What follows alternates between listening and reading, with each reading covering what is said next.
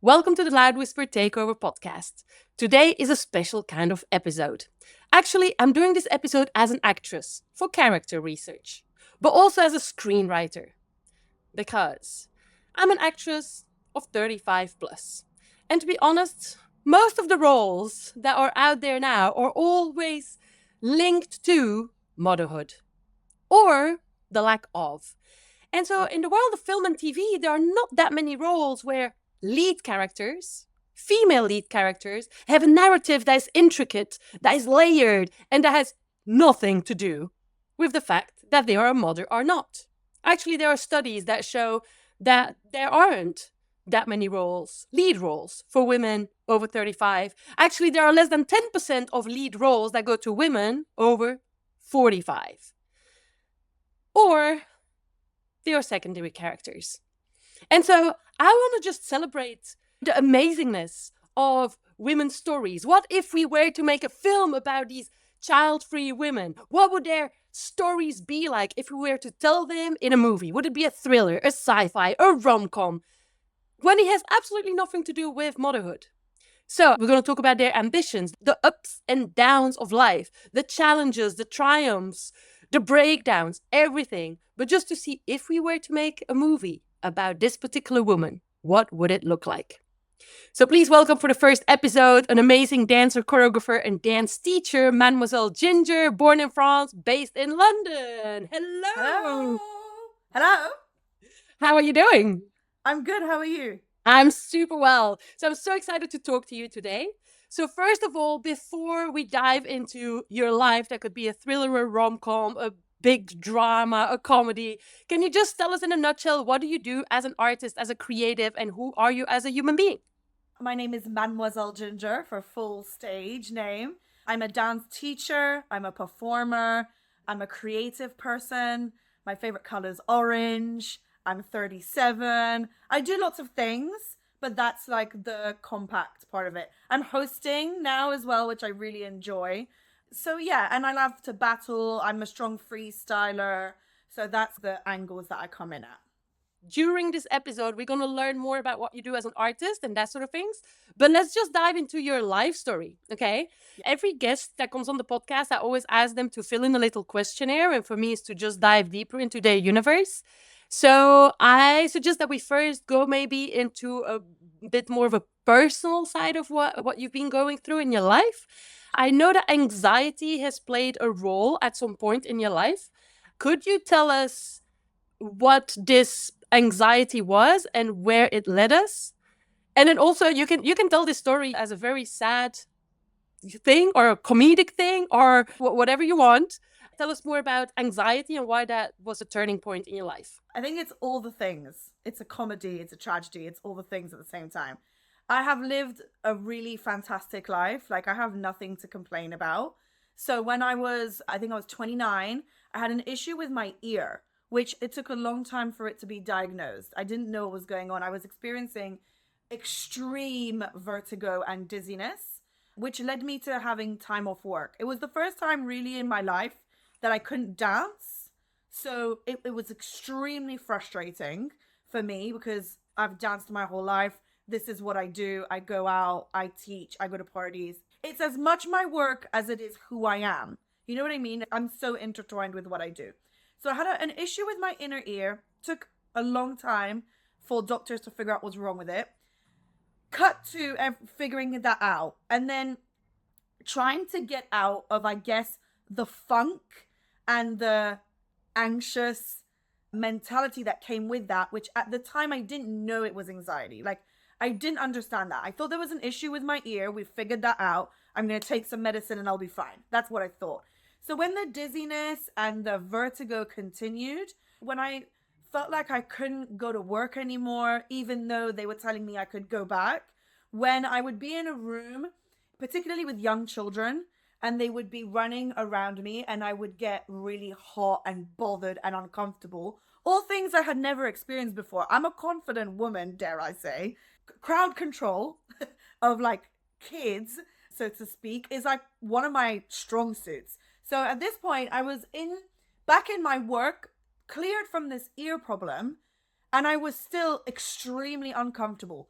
And I want to talk about the physical aspect, because when you talk about anxiety, people think it's quote unquote all in your head.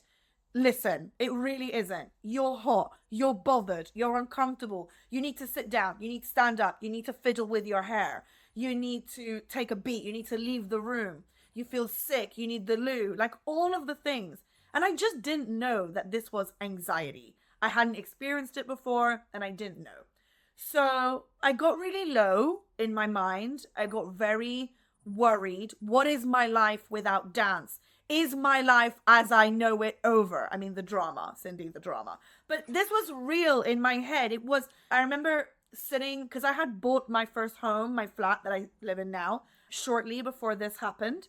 I remember sitting here on my own thinking, like, this is it. Like, my whole life is now changing. Anyway, we figured out it was anxiety, and I went to see a psychiatrist because I knew that this was something that I needed bigger help for. It wasn't just take a week off and go for a walk. Like, that was just not going to cut it. And so I started seeing someone, and long story short, I'm 37 now. This started when I was 29. I'm in a completely different place now. Do I still have anxious days? Absolutely. Is my life, though, happy again? Yes. That's the biggest thing, really. It takes a long time. I really think a lot of people, and me included, don't really understand that anxiety is a really long process. And you can still have it, but be okay still. You can have good days and bad days. But when you're in the thick of it and it's all bad days, it's really horrible. So yeah, so anxiety was a really big chunk of my early 30s. And then you have the people saying to you, is it because you're turning 30? And you're like, who are you putting this energy on me? Like, I kept, because I'm very open about my story. So I kept saying, no, I had an issue with my ear, and it led to me posing all these questions and doubting myself. And that led to suffering from anxiety. But people want to put a different narrative on you. Is it because you're turning 30? Is it because you feel like your life is... And I was like, no, my life is great. Get out. So that's, I don't know, a long answer or a short answer, all of the things. And actually, it's funny, like the latest Pixar, I don't know if you've seen it, Inside Out 2, with the anxiety character. Like, when I first saw the first Disney Inside Out, I felt extremely overwhelmed by that movie because it was like showing me what was going on in my brain. I wasn't ready for it. And then when the second one came out and the character of anxiety existed, I was like feeling really happy to meet anxiety as a character. Because one of the things that I've worked on in therapy is imagining, don't laugh at me, imagining anxiety like a little dog. And sometimes the little dog is just sitting by your feet. And sometimes the little dog is jumping up. And sometimes the little dog is like on top of your face. And so like when I was starting to get out of the thick of it, I really started to go, okay, today the dog was just jumping at my feet. Today the dog was on my head. Today the dog is like laying on my body. So this is how my relationship with anxiety started, continues, but is better. Did I answer your question? Oh, absolutely. Okay. Absolutely. That's a great start. The first thing I want to bounce back from is the different narratives that people start to put on you. Because obviously we're going to talk about being child-free and how, as women, we are very much at the receiving end of narratives that they want to put on us. But I feel this, the 30s life crisis, all these life crises, whether it's with our bodies changing, or our age, or whatever. As women, I feel we're very often at the receiving end of these narratives, like you said, and we don't relate to that. I just want the listeners to really understand how you actually shine a very different energy from anxiety, generally speaking, in your work as an artist. I obviously know you as a dancer and I've seen a lot of it. Can you just give us a little bit of people that haven't seen your work but are just listening to this podcast? What do they have to imagine? Because you are a bit of a character. You're into the world of whacking. You can also say a word about whacking. But who are you? You know, when people meet you for the first time, you're absolutely not the stereotypical image we would think about somebody that suffers from anxiety. Tell us more about that side of you. Okay, I think I'm also not the stereotypical dancer look. So I think that's an interesting thing, right? So I'm like 5'1.5", but I think a lot of people think I'm much taller for two reasons. One, because I'm loud. You know that thing of like short people are compensating and so they're loud. Yes, that is probably part of it. I wear high heels a lot, so I also think that gives me like height and more presence. I have big orange hair. I'm I'm half American, half French. So sometimes I think like when I joke around, I think like the French side is the abrupt, will have an opinion on everything. Don't impose this narrative on me. That's the French side. Then the American side is I love musical theater. I need to entertain everybody all the time. I love Disney. I'm obsessed with Halloween. So you put those two things together and you get like this orange ball of energy. And I do think sometimes it is clear that I have anxiety. Sometimes, like on days where I fiddle with my hair a lot, it's very obvious. But I will just say, I'm sorry, I'm anxious today and crack on with my day. And I think through my dance, I don't think my dance itself has changed. I think the way I approach events and performance has changed because I have to figure stuff out, how I'm going to, like how I'm going to go to this event with 300 people now that I'm have anxiety is different to how I was going to go to this event with 300 people when I was 21 and I had no anxiety. And also, dare I say, no quote unquote name in the scene. So no one's expecting anything. But now it's like, ooh, Mademoiselle Ginger's here. Pros and cons, right? A part of me admits I am a show off. I've been a show off my whole life. At school, people were like, you're such a show off. Now I'm like, listen, kids, it's because I'm a performer. You know what I'm saying? You flip the narrative. So now you walk into a room and whether people like you or not, they'll be like, psh, psh, psh, psh. And so I just have to turn it on. It's something I teach in my workshops too. Turn on and turn off like a light switch. Yes, I'm anxious, but you turn on that performance, you do what you need to do. And then when you get home, and Bette Midler, who is one of my ultimate icons, she talked about this in an interview years ago. You get home and you're like a deflated balloon, but it's fine. It's how I function. I go out, I perform, I do my thing, I give everyone a happy time. I come home, I sit alone in my flat with my fairy lights and my blanket, and then I start again. And just to make it clear, so obviously this experience of anxiety started about almost 10 years ago because of your health problems with your ear. Yes. Has that health problem been resolved now? Yeah, it is resolved. I lived in fear of it coming back for a long time because it changed my life, essentially. It changed how I approach like everything because that's what led me to having anxiety. But it was a problem with the inner ear and my balance. And they did this horrible therapy where they like throw water in your ear. Like it was absolutely terrifying. And like if anyone else had this ear issue, I would actually say try and figure out another way to treat it than the way that they treated it for me. I just didn't have any knowledge of it. And some people, I can't remember the name. There's another issue with ear vertigo that is similar to what I had, but it's not what I had. So everyone kept saying, oh yeah, you'll be over it in 3 weeks. And I was like, no guys, this has already been 2.5 months. But it's resolved and it's fine. And it was apparently caused by a virus that attacked the inner ear. But that, I have to be very clear, that is what catapulted the anxiety. The anxiety was what changed my life. The ear issue was what catapulted me into anxious mode. Does that make sense? Yes. So that's why I talk less about the ear thing than I talk about the anxiety thing. I'm just going to approach this as a screenwriter, right? Because Please as do. a screenwriter, the more specificities we have, Yes. the more the story makes sense. So we could tell the story, if I was a screenwriter and I'm like, hey, I'm going to write a story about a part of, Mademoiselle Ginger's life. Yeah. I would incorporate the ear thing, even though the feeling of the viewers, they would relate more to anxiety, but it's the specificity of this character going through a very specific problem that makes the film relatable. You know what I mean? I'm going to go back to the ear thing, but obviously, add all the humanity that you want. I hear that the treatment was kind of a very uncomfortable sort of situation.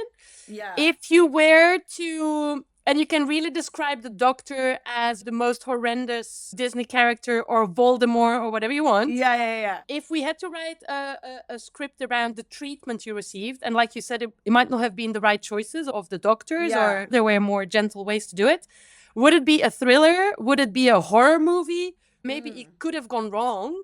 If you had to make a movie, a thriller, a horror, or something else about the treatment part of it, what would it be and why? And who would play what role?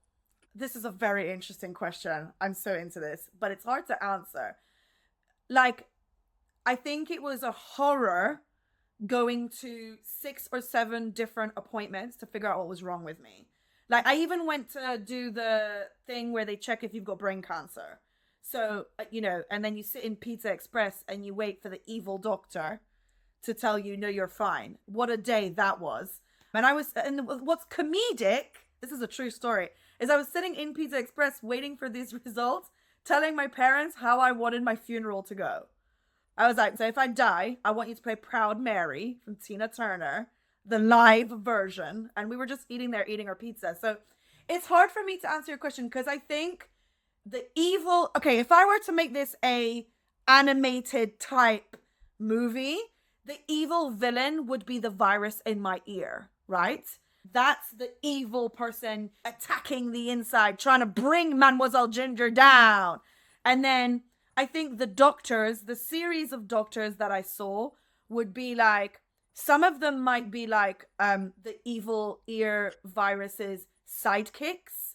And some of them were not sidekicks, but you don't know which one's which, who's evil and who isn't. So every appointment you go to at me, like, I don't know, is this person trying to bring me down or is this person trying to help me? Because going in and, a doctor throwing water in my ear. First of all, I said, I really need to pee now. And she started laughing and I was like, no, I'm going to wet myself. This is making me want to go to the bathroom.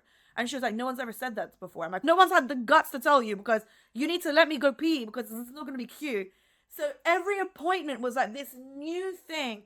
One doctor made me walk up and down like on a cube with my eyes closed. And then when I opened my eyes, I was in a completely different angle of the office. So I think like the villain was definitely the virus, but you would go through this kind of horror. No, okay, it's not a horror. I think it's like a thriller. You know those 90s thrillers with Denzel Washington? Those movies where like, you don't know. Are you a villain? Are you a villain? Are you going to save me? Are you a villain? And you only find out at the end of the movie who was good guy and who was bad guy.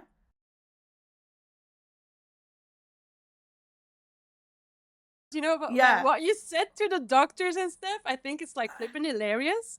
She said to me, no one's ever said that before. I was like, so what's an interesting story too is not the first psychiatrist I saw, but like the third one I saw down the line. My first introduction was, I need you to know that I am a performer and that sometimes I'm going to look like I'm fine because I'm switched on, right? But if I'm telling you I'm not fine, please believe me. Don't go with what you're seeing physically. And that's something I started having to tell people because people were like not necessarily taking me seriously.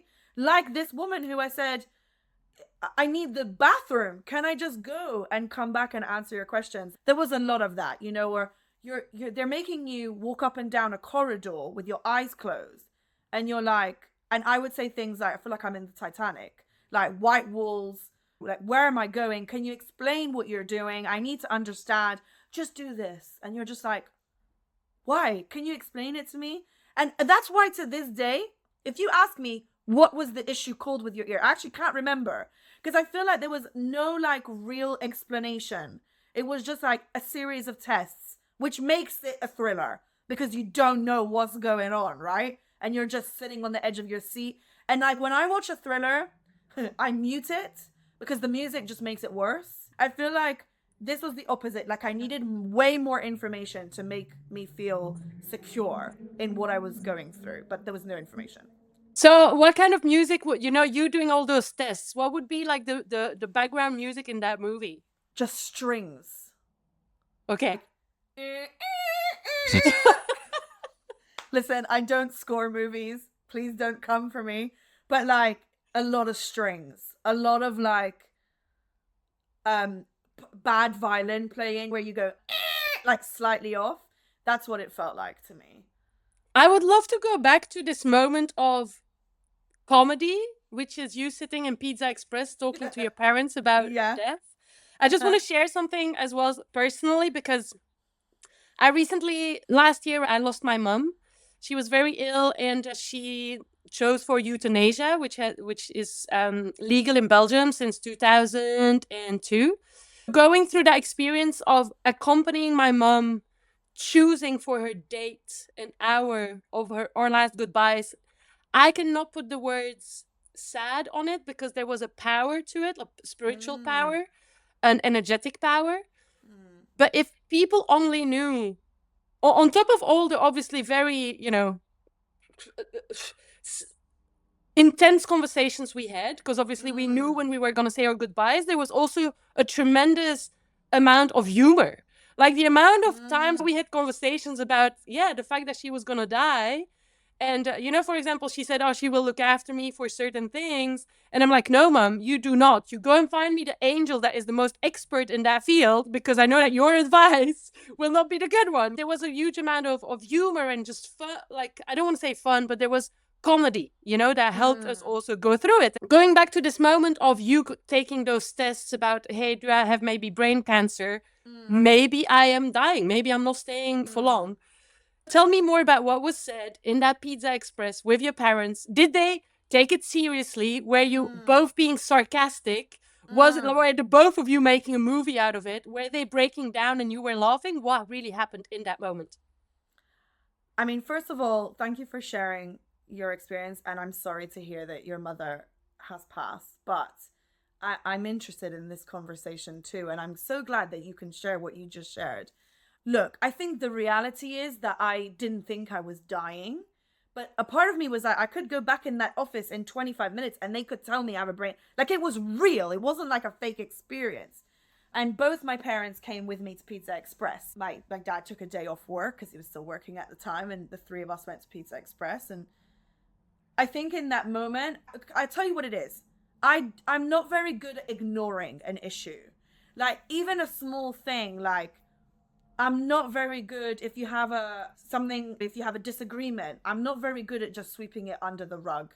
I actually think I should probably try a bit more for certain things, but I'm someone who needs to talk about everything. I need to talk about all the things. So in that moment, I felt like we couldn't not talk about the fact that in 20 minutes, they might say, you have a brain tumor. We're going to cut our pizza and talk about what? Shoes? Like, to me, that's not possible. And I know to a lot of people it is, but to me it isn't. And my family is we're very sarcastic, okay? Not everyone, but a lot of us, we're very sarcastic. And we also do talk about death, not in terms of like, if, how death is, but we do as a family talk about, I don't know if I should, it's a bit sad, but it's comedic. Like, I'll say, if I die, I want this coat of mine to go to this person, because this person will actually wear it and you will just leave it in a cupboard and you might put it on Vinted, and I'm not having my Ginger fashion sit in a closet, right? It took me time to find this vintage, so this goes to you. And so we do joke about certain things in that sense. And I just think it's how we operate. I don't know if we're serious. I don't know if we're joking. I think we're somewhere in the middle somewhere. And I also believe that humor and comedy is just like really important. And I don't mean laugh out loud. We weren't doing that in Pizza Express. It wasn't that. But it was just like me saying, let me be very clear. If I die, it's a party. Don't you dare have people wearing black. People better be in sequins and full orange. Get up. You know what I'm saying? But this is where I'm a tragic person. I still want everyone to be crying. Okay? For like ever. You have to cry. Everyone has to cry, but everyone has to look fabulous. I don't know. I just think like it was a tough time and it took a while to get answers. But all in all, I'm absolutely fine. And so the story ends well. And I think this conversation would be very different if the story didn't end well, of course. But making light of that in Pizza Express was the only way I knew. there was no way I could talk about, so tell me about your next business trip. Why? We're all thinking about the same thing, you know? Let's move on to another topic now. Okay. If we had to look at your life, is there any moment in your life that could be an absolute fabulous rom-com? Yeah, but no. Okay. No, I can spin that. It's a rom-com where I realize that I really like being alone. I love living alone. I cannot stress that enough. People think I say that to justify or whatever. No. Listen, I absolutely love living alone. It's the best thing ever. And so maybe the rom-com is realizing that right now I'm in love with this life. I'm in love with all of these decisions that I solely make selfishly for my own happiness. Like, I don't really see the problem. And I believe that I might meet someone when I'm 45, 50, 55, 65. I genuinely think maybe that's another phase in the future. But like, I'm actively staying alone on purpose. So I think maybe the rom-com is that angle. And I love that you're talking about that as well, because I feel like that's another narrative that is being imposed, right, by society, that we should be in a relationship. That's the only way we can live a fulfilled life and blah, blah, blah. And I'm not sure how men experience that in this world, if they feel the same sort of pressure from the outside world. But there is a little bit of this narrative of, can you be really happy alone kind of thing. So it's really important that you also mention that. Also, for me, as a perspective as a writer, writing new stories about women in general, would there be a part of your story that could be turned into a Western? Oh, geez. A Western. So, a more like, villain against villain, or war sort of, conflict, or... Okay. So maybe it's like the dance industry and certain people in the dance industry like all of the time telling me I'm not going to make it because of XYZ. Like my whole life. And it's exhausting. So that, I think, has been an ongoing conflict, if you will, in my Western that I think I'm out of now. Because I think there's two things. I think one, the industry has changed. One. And two, I think now I'm so confident in who I am as a performer and an artist that I don't even go near the spaces that don't get it. Give us the top 5 reasons that were given to you as being the person that was not going to make it. Okay, one of the ones that came up the most, especially when I was between 14, I would say, and 22-ish, was I'm not flexible enough and I have the wrong body type. That was over a decade-ish of hearing that absolutely all the time. And to be clear, I still don't really know what the wrong body type means. And to be even clearer, I don't know if what they mean is I wasn't flexible, I wasn't strong, I didn't have the feet, those weird ballet people with their feet. Love you, ballet people, but it's a weird sentence is what I'm trying to say. Or if they meant that I was too curvy. Because now I'm a plus size performer. UK size 18 is like my size. I wasn't a plus size performer when I was in my teens and 20s, but I was definitely curvy. So I had hips and I had thighs, and my body wasn't what one would call the stereotypical dancer's body. And so to this day, when people said to me, you don't have the right body type, I still don't know really what they meant, but it was so annoying, Cindy. I can't even deal. So that was one. Then a recurring one when I was trying to be in musical theater was that I couldn't sing, which, okay, that's a good reason, but it's annoying. Because like at the time when I was younger, I really wanted to be in musical theater. That really was like, for those people who know the industry, I wanted to be like Velma Kelly in Chicago. And now I want to be Mama Morton in Chicago. Somebody cast me! Plug. That was annoying. And then another one is like a little later, is like people comparing you to other artists. Now that sat really wrong. Someone saying, if this person didn't make it, then you're definitely not going to make it. And that was a comment that has stuck with me. That was horrible. It was a horrible comment.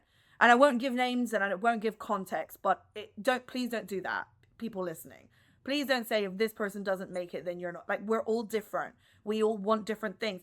The person I was being compared to wasn't even going for the same work as me. We don't even have the same talents. So why we were being compared to each other is out of, I don't get it. I'm confused. What else? There's so many. Obviously, like, there was a section where I was overweight and people were like, you're fat. But now people want people on TV that look like people that are not on TV. So now there's more work opportunity for people that just look like me and other physiques in the dance industry. Like, people are casting what they want to call normal people, which bothers me because we're all normal people. Doesn't matter if you're a size 4 or a size 22. We're all normal people. You know what I'm saying? But they're just broadening because TV, I think the fact that people watch TV more means that the people creating television want to put more people on TV that look like the people that watch the TV. I can totally relate to that because obviously I started in the world of dance and when I moved to London, so I moved from Belgium to London, I will always remember, literally, I only had 2 people that encouraged me. It was a dance school where I was teaching and the directors really encouraged me. Everybody else of my mentors didn't have a positive word for me. Yeah. And I remember one of those mentors telling me, "Are you moving to London? Good luck. Because you got a difficult body."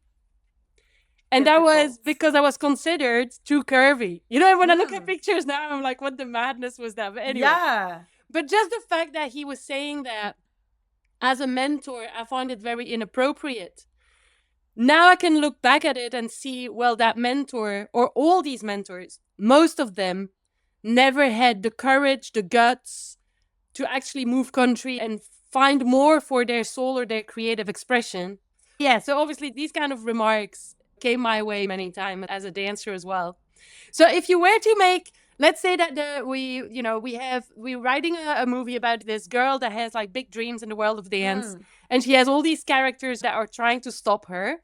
Would you turn it more into like a sci-fi, or would it be more like a fantasy, like these bad angels that were talking to her, or real people where it's more, you know, like these very like Cruella's kind of characters? Mary Poppins, the original, like, some of it is animated and some of it is not animated. I suppose the new Mary Poppins is also like that. But I see it like that. I see there's some animated, or I don't know what it's called, like special effects villains, and some are real. And it's back to what we were saying earlier. I think what's interesting is sometimes the people that are the meanest to you or say things that you take and that really hurt your feelings are people that are close to you. So what do they look like? It's not the typical Cruella. Cruella comes into the movie and she's the villain. She looks like a villain, she talks like a villain, she's the villain. It's more this like undercover, trying to figure people out. Are you trying to help me? Are you saying this to help me change things, work on things, or are you saying this to pull me down? And I think throughout my movie, I found it hard to figure certain certain characters out. Absolutely love what you're saying there. Yeah. And also, let's put numbers on this. I knew I wanted to be a dancer by the time I always knew I wanted to be a dancer. Okay. There was never another job I wanted to do. But the minute I took it really seriously and there was no going back was around the age of 14. 14, it was like, this is what I'm doing. And then 15, 16 was my phase of, sorry, this is a bad example, but missing school to go to dance. Please don't do what I'm saying, but I'm just telling you my true story. Catering my own schedule. I would take a ballet class here at this time, and I would go to this other studio, take a hip hop class there, and I would audition for this. And literally 16 years old, you know, in a queue, in Elephant and Castle, outside Huskies, auditioning for a hip hop show when I had been taking hip hop classes for like 2 minutes. because I was extremely determined. I still am extremely passionate. And when you are between the age 14, you are a child. And so it is harder to figure out which characters are helping you, which characters think they're helping you, but they're not because it doesn't work with your personality and your way of working, and which characters are just evil villains who don't want you to make it. You know, it's harder. At 37, you meet people and you almost immediately go, okay, you're trying to help, but this isn't going to work for me because you've learned. Or you'll go, I don't like your energy, you're a villain in my movie. Or you'll go, okay, you're trying to be helpful, thank you. I think you just learn. And most of my life has been about learning on the job. Everything, whether it's practical things like how does a stage show actually work? I never went to a school that explained this to me. I got a job and I learned on the job how to do the job. Same with teaching. I got a degree later, but at the beginning it was like, hey, can you cover? Okay. And you're in a room and you're just covering a class and you don't really know how. I did a lot of learning on the job, and I think I learned on the job about people and therefore characters as well. About your future, Yeah. what are your biggest aspirations, both on a personal level and a professional level? Because you already achieved a lot. Like, you know, you worked with Disney, you've been on tour, you've been teaching like for 21 years, you're blossoming in what you're doing. What are your aspirations for your future, professionally speaking, but Yeah. also personally? Like, what is next? What would be your next season, your next step, your next leveling up the game in both fields? I think, like, personally, I just want to be happy. So I'm constantly checking myself, like checking in with myself. Am I happy? Am I enjoying what I'm doing? So from a personal life, like happiness, spending more time with my family and being a bit smarter with work choices, that I'm not always working and that I can have time with my family, which means saying no to some stuff. So yeah, family, just more family time. My parents, my siblings, my cousins, my grandparents. I have family in the States, which is far. So thank goodness for the internet, because you can send a voice note, you can do a FaceTime. I mean, that wasn't like that when we were kids. We saw them once a year and that was it. So spending time with my family, spending time alone, just with myself and my movies and my fairy lights. That's my happy place for me. And then personally, look, a few years ago, I went from being mainly teaching ballet, and now I mainly teach whacking and the street styles. And I work a lot more with students towards performance. I used to work a lot towards ballet exams. That's been a really big shift. I found a lot of happiness in this new shift.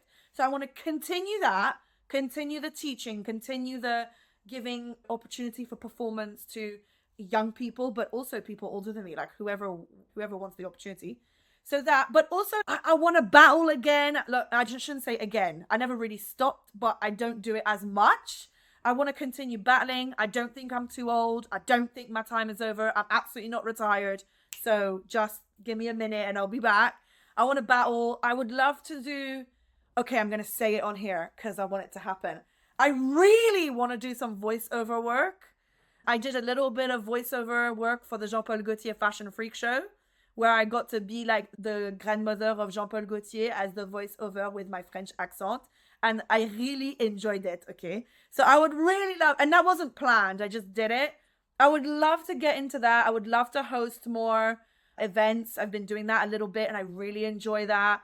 And then like on a huge scale, like I would just love to book one of those ridiculous commercials that are like really cheesy, where it's just me and they're like run worldwide. And I'm like, hey, yeah, I'd love to do one of those because I've never done like a commercial. So I would love to do that and have that experience. I'd love to perform live again. But all of these things are things that I believe that I will either go get or come to me, or it'll meet in the middle.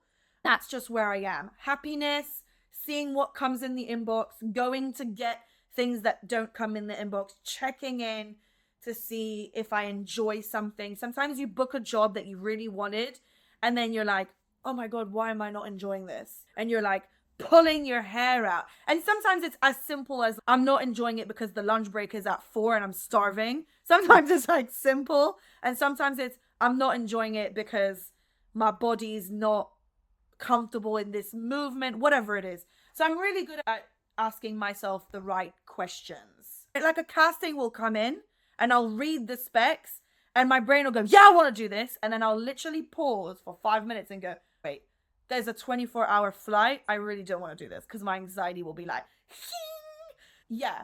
So I don't have any real specific things. I have lots of ideas of things. And Disney taught me that. Because when I booked work for Disney, like I never thought that I would do that. And also I worked on the live action Little Mermaid. Live action movies didn't exist when we were younger. So it's not really something that live action versions of classics, they didn't exist. So that's not something that was like on my board as a goal because I didn't even know it existed. So that job taught me that you need to be open to stuff coming in that you actually never imagined doing. I love that. That's so true. So true. So you also told me a bit before we started recording that you were comfortable talking about why you don't have children and why you are child-free. So the first question is, well, yeah, why do you not have children? I don't really want any. Uh-huh. I mean, it's a simple answer. Like, I think I'm 37. I feel like if I really wanted kids, I'd really feel that. I really feel I have always followed my dreams and followed my passions.